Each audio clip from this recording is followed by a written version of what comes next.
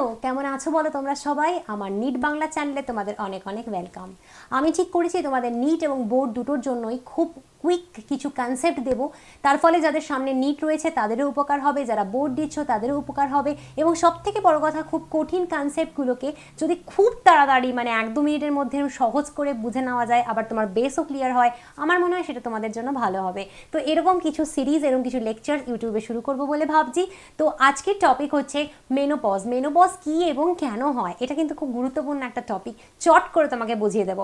তো প্রথম কথা হলো যে তুমি নিশ্চয়ই জানো যে প্রত্যেকটা মেয়েদের তাদের বয়ঃসন্ধি কাল থেকে শুরু করে, মানে মোটামুটি 11-12 বছর বয়স থেকে শুরু করে একটা বৃদ্ধ বয়স অবধি, বৃদ্ধ বলা ঠিক না, মাঝ বয়সী অবধি তাদের কিন্তু প্রতি মাসে মেনস্ট্রুয়েশন হয়, পিরিয়ডস হয়, বাংলায় রজতচক্র হয়।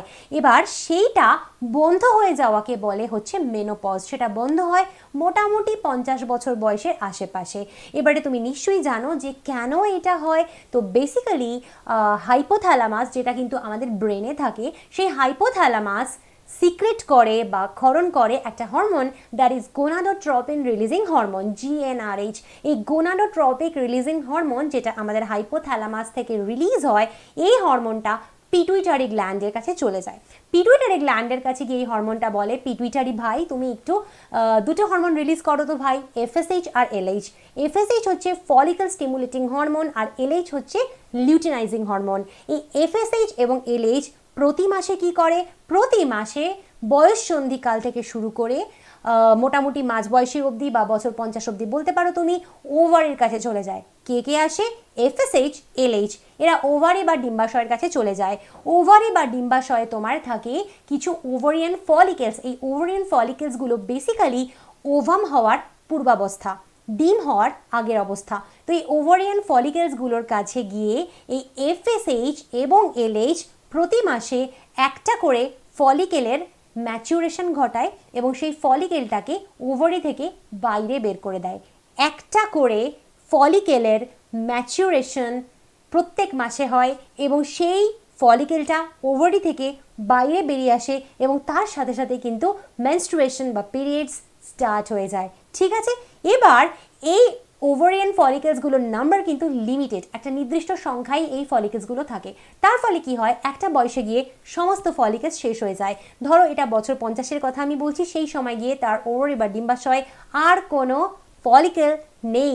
সেই সময় FSH বা LH কিন্তু কিচ্ছু করতে পারবে না, কারণ ওভারিতে কোনো ফলিকেল নেই। এটা হলে কি কিছু ক্ষতি হয়? একটা সমস্যা হয়, সেটা হলো এই ওভারিয়ান ফলিকেলগুলো তৈরি করে একটা special hormone, that is oestrogen. এই ইস্ট্রোজেনের একটা খুব ইম্পর্টেন্ট কাজ হলো এটা, ইস্ট্রোজেন রক্তে ঘুরে বেড়ানো ক্যালসিয়ামকে হাড়ের মধ্যে, বোনের মধ্যে ঢুকিয়ে দেয়। তুমি দেখো রক্ত থেকে ক্যালসিয়াম বোনে ঢুকিয়ে দিতে সাহায্য করছে ইস্ট্রোজেন। তার ফলে কি হয়, ক্যালসিয়াম যদি তোমার বোনে যায়, তোমার বোন শক্ত হবে, দৃঢ় হবে, পুরু হবে।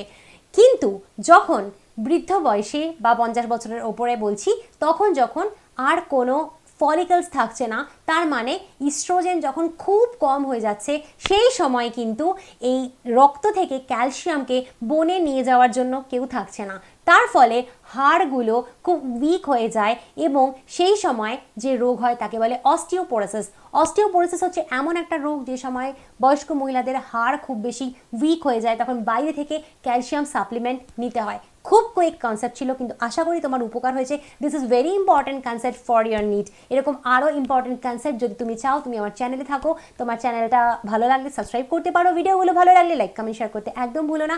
আমার পেড ব্যাচে যদি এনরোল করতে চাও, পেড ব্যাচ এনরোল করতে পারো। Biology online paid batch, video link first pin কমেন্টে দেওয়া থাকলো।